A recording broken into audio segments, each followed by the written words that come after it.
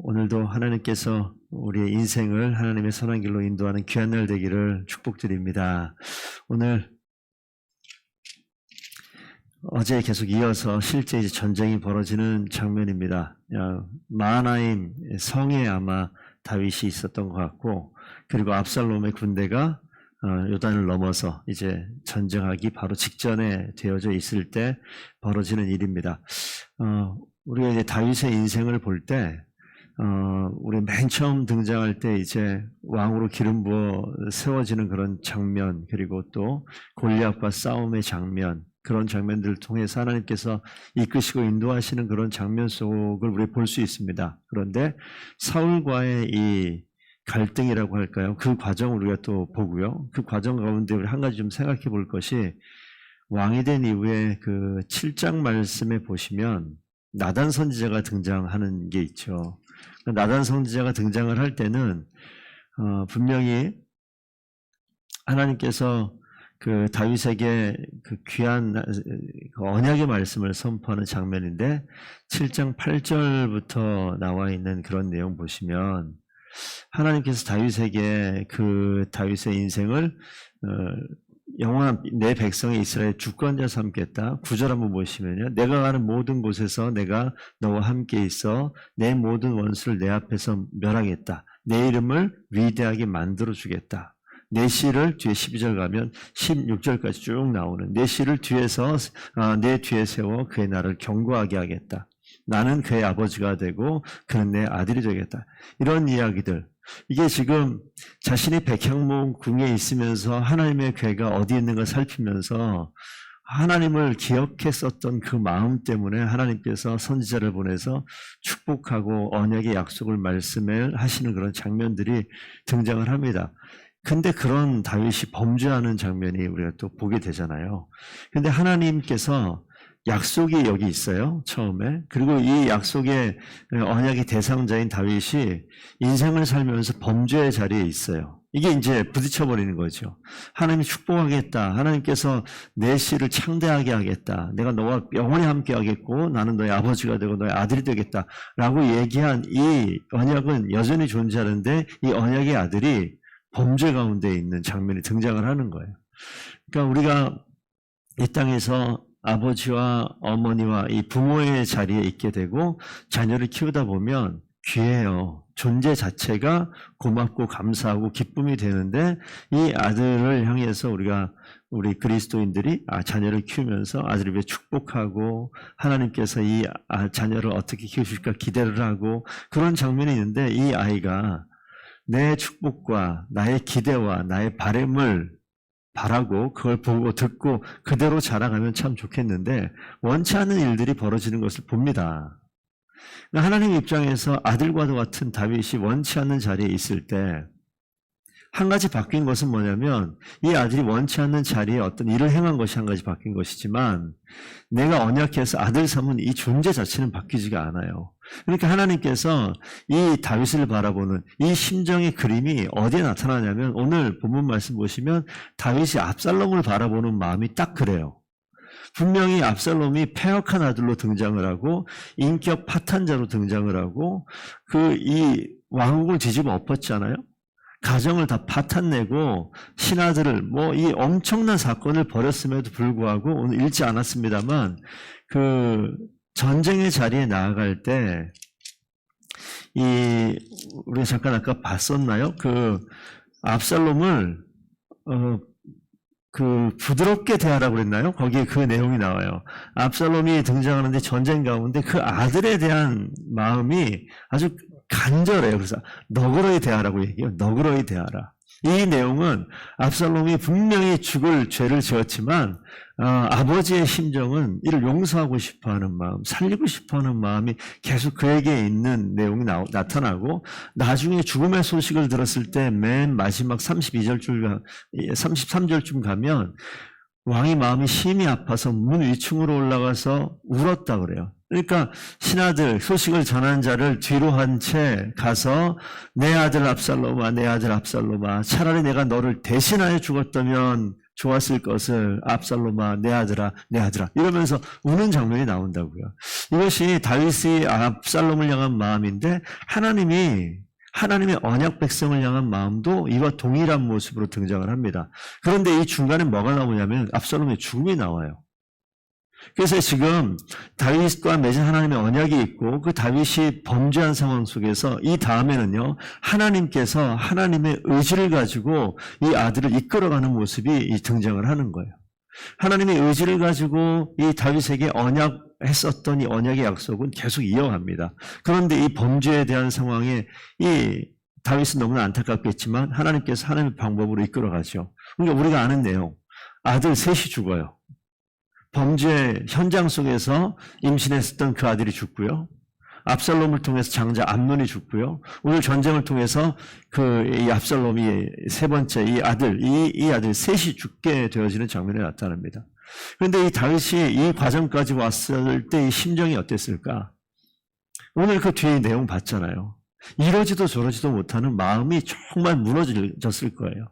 첫 번째 밧세바가 임신했던 아들이 죽는 그 죽음 앞에서도 통곡을 하고 금식하고 울었던 그 장면이 나타나고 암논이 죽었을 때도 그 마음을 헤아리기 어렵습니다.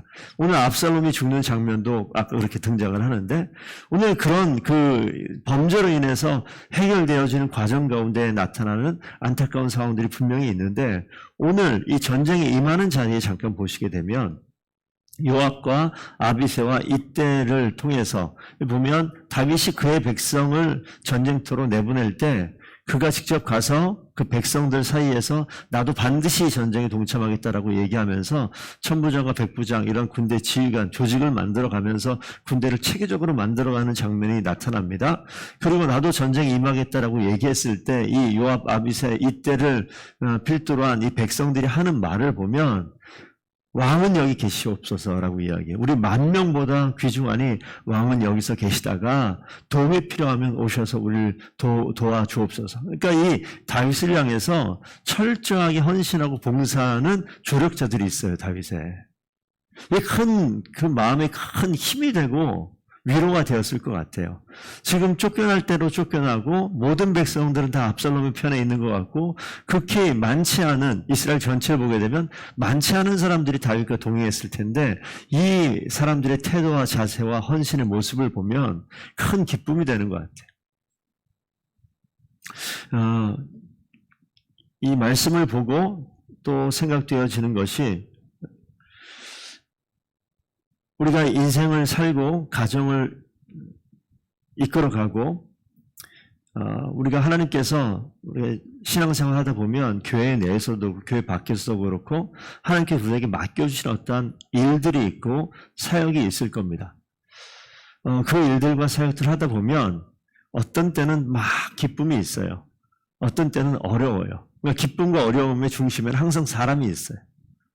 일 자체보다 사람으로 인해서 마음이 무너지는 일들이 있고 사람으로 인해서 큰 위로를 받는 일들이 반드시 있습니다. 오늘 다윗의 인생도 마찬가지. 사람으로 인해서 큰 고통이 있고 사람으로 인해서 큰 위로가 되어지는데 오늘 하나님께서 일하시는 방법이 하나님의 뜻과 계획을 그대로 이루어갑니다. 큰 언약의 물줄기는 계속 흘러가요. 언약이 정결하고 언약이 완성되기 위해서 필요 없는 것들, 이 언약을 방해하는 것들을 함께 잘라내버리는 장면. 다윗을 정결케 하고 다윗의 범죄로 인해서 벌어진 모든 것들을 정결케 하는 과정들을 행하죠. 근데 그것이 너무 마음이 아픕니다. 펑펑 눈물을 흘리고 금식하고 몸에 재를 뿌릴 만큼 속상한 일이 벌어지는데 그때 그 주변에 하나님께서 돕는 사람들을 늘 세워요. 목사가 하는 일이 또 우리가 성숙한 그리스도인들이 해야 될 일들이 이런 일입니다. 하나님께서 하나님의 일들을 감당해 나갈 때 어려운 일들이 반드시 있어요. 아마 더본교회가 세워지는 과정 가운데도 기쁨의 기억들이 또 많이 있을 수 있겠지만 좀 안타까운 상황들이 분명히 또 있을 수 있습니다. 그럴 때 한 사람의 이 말이 너무 중요한데 하나님 앞에서 온전히 선 사람의 입술에서 나오는 말은요 생명의 말이고 사람을 살리는 일들이 분명히 될 줄로 믿습니다. 오늘 요압과 아비새와 이때가 확 몰아붙여요. 왕은 여기 계십시오. 그러니까 얼마나 힘이 되었을까, 얼마나 지지가 되었을까라는 생각이 듭니다. 그래서 이 상황에서 이 압살롬을 향한 다윗이 말만 전하고 멈추는데 압살롬을 너그리 대하라. 너그러이 대하라라고 이야기하고 돌아가죠. 그러니까 아마 다윗이 전쟁에 나가서 압살롬을 만났으면 절대 압살롬을 못 죽였을 거예요. 못 죽였을 거예요. 하나님이 하시는 방법이에요. 기다리게 하고 마음이 든든하게 믿을 만한 이 군 지휘관들이 있게 하고 그 다음은요. 요압도 이렇게 선한 사람으로 등장하지 않는데 이 요압을 통해서 압살롬을 제거하잖아요. 하나님께서 악을 제거하는 이 방법입니다. 신명기 21장 보면 패역한 아들을 대하는 방법이 있어요. 뭐 어떻게 하냐면 돌로 쳐 죽여요. 오늘 여기 압살롬이 죽는 방법이 돌에 맞아 쳐 죽는 그런 장면이 나타나죠. 오늘 우리 잠깐 읽었었나요? 보시게 되면 압살롬을 만나게 되어지는 15절까지 읽다가 10절에 나오죠. 압살롬이 이 다윗의 군대와 딱 마주치는 장면.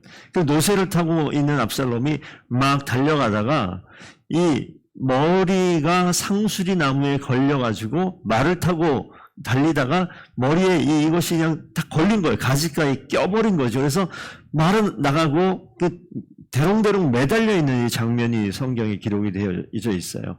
그러니까 압살롬이 그 앞에 보시게 되면 압살롬의 그 머리털 있지 않습니까? 아름다움과 칭찬의 상징이라고 나오고 그의 머리털의 무게를 잰즉 200세겔이다 이렇게 나와요. 거기 이제 주석에 보면 어떻게 나오냐면 200세겔의 무게가 어느 정도냐 한 2.3에서 2.5kg가 된대요. 보통 평균 1년 보통 사람의 이걸 무게를 재면 한 500g 된답니다. 그러니까 다른 사람보다 이게 한 5배 많이 자라는 거예요. 머리숱 엄청 많은 거예요. 너무 부러워하시지 마시고 머리숱 엄청 많이 나는데 이게 1년만 있는 게 아니라 이 사람들 머리 안 자르니까 얼마나 이거 관리하기 어려웠을 것 같은데 근데 이 머리털 자체가 아름다움의 상징이고 칭찬의 상징이고 근데 이게 지금 뭐가 됐어요? 죽는 원인이 되어져 버린 거예요. 우리 잠언 26장 1절에 이런 말씀이 있으면 한번 찾아볼까요? 잠언 26장 1절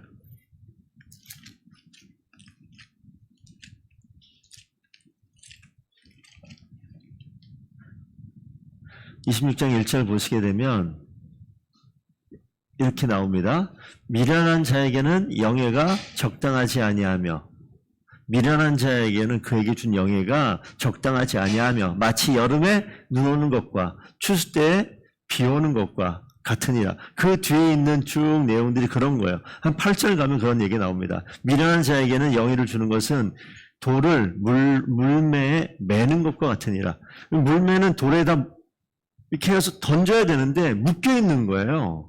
그러니까 이게 지금 아무짝에 쓸모없는 그냥 돌덩어리, 무기가 아니라 돌멩이가 그냥 돼버리는 거죠. 미련한 자에게 준 아름다움과 칭찬과 영예가 이 압살롬, 이 패역한 아들, 율법을 파괴하고 인격이 파탄되어져 있는 이에게 준 영예가 어떻게 됩니까? 죽음과 절망의 원인이 되어져 버리는 거죠. 그러니까 하나님께서 이에게 준 이 지혜가, 이 영예가 정말 지혜로운 자였다면 이 압살롬은 사실은 가만히 있어도 왕이 되는 거예요. 암논의 형이 죽었기 때문에 그냥 압살롬이거든요. 그 다음이 그 다윗 밑에 있으면 그냥 왕이 되고 이 나라를 통치하면 되는데 이 미련한 압살롬이 지금 뭘 합니까? 반역을 일으켜서 다윗을 죽이려고 하는 그런 장면으로 흘러가 버리잖아요. 그래서 이렇게 되어져서 그 뒤의 내용은 좀 간단하게 좀 보겠습니다. 매어 달린 그 압살롬을 요압에게 이야기하고 왜 안 죽였느냐 이야기하면서 요압이 달려가 단창 3개를 들고 와서 심장을 찔렀다. 그리고 그 밑에 젊은 청년들이 같이 가는데 쳐 죽였다는 이야기가 나오는데 그러고 나서 이 압살롬을 큰 구덩이에 집어 던지고 돌로 쌓아서 무덤을 만들어버리는 장면으로 등장을 합니다. 그래서 여기 남아있는 돌로 쳐 죽이는 이것은 하나님의 율법의 방법대로 패역한 아들을 죽이는 방법이라고 볼 수 있겠습니다. 하나님께서 하시는 일이 이 정도입니다. 다윗이 범죄 가운데서 어찌할 수 없는 이 상황 속에서 하나님이 개입하시는 전쟁이 돼요. 하나님께서 이 상황을 역전시키는 장면이 등장을 합니다. 다윗이 감당할 수 없는 이 자리, 다윗이 감당할 수 없는 이 전쟁 가운데 하나님이 개입하셔서 아무것도 없이 쫓겨가는 그 다윗의 이 군사들에게 지원할 수 있는 지원군을 보내시고 먹이시고 입히시고 성 가운데 있게 하시고, 이 함께 했었던 군사들은 이스라엘 전체 군사에 비하면 너무나 연약한 것처럼 보이지만 그 모든 군 지휘관들이 철저하게 다윗에게 헌신하고 봉사하고 순종하고 그를 지지하고 끝까지 힘을 실어주고 이 전쟁에 나가서 악한 자처럼 등장하지만 요압을 통해서 악을 철저하게 제거하고 하나님께서 공의로운 심판의 일들을 요압을 통해서 하시는 장면을 오늘 보게 되어집니다. 그러니까 우리가 이 온전한 전쟁은 진짜 하나님께 속해 있는 거예요. 그러니까 우리가 범죄의 자리에, 실수의 자리에 있을 때 번뜩 깨야 됩니다. 우리가 어떤 존재인지 우리 신분에 대해서 망각하면 안 돼요. 하나님이 우리를 아들 삼고 하나님 그분이 우리 아버지가 되셔서 아버지의 심정으로 우리를 바라보신다고요.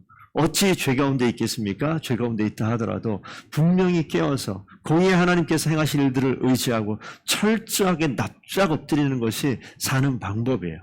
반드시 엎드려서 하나님을 바라고 하나님을 찾고 하나님을 의지할 때 내 가운데 두려움이 사라지고 내 가운데 죄책감들, 죄악된 모습들로 인하여서 그 가운데 헤매는 모든 이 마음의 작은 쓴뿌리까지도 우리 하나님께서 철저하게 해결시키는 놀라운 은혜를 우리 가운데 베풀어 주실 줄로 믿습니다. 그 하나님이 살리신다고요. 다윗의 심정으로 우리의 이름을 부르며 흐느끼는 그 아버지의 심정을 바라보시고 결코 죄와 연하지 아니하는 그러한 믿음의 백성들 되기를 바라고요. 하나님은요, 언약하신 약속을 반드시 이루십니다. 중간에 우리의 실수의 모습이 있으면 우리가 그 상황 속에서 하나님께서 우리를 바꾸시는 거예요. 고치시는 거예요. 모난 것을 깎아내고 들어가고 움푹 패이고 모자란 것을 채우셔서 하나님의 아들로 자녀로 온전케 하셔서 하나님의 약속을 반드시 이루십니다. 그 반드시 이루시는 거에 하나님께서 오늘의 우리 삶 가운데 동행하세요. 오늘 우리 아픔의 자리를 위로하세요. 오늘 우리가 힘들어하는 그 자리를 주님께서 지켜보고 계세요. 그리고 하나님께서 앞서 나가서 전쟁에서 싸우시고 일하셔서 하나님이 행하신 놀라운 일들을 반드시 이루실 줄로 믿습니다. 그 하나님이 우리 하나님 되십니다. 오늘 하루도 기쁨으로 승리하는 주의 백성 되기를 축복드립니다.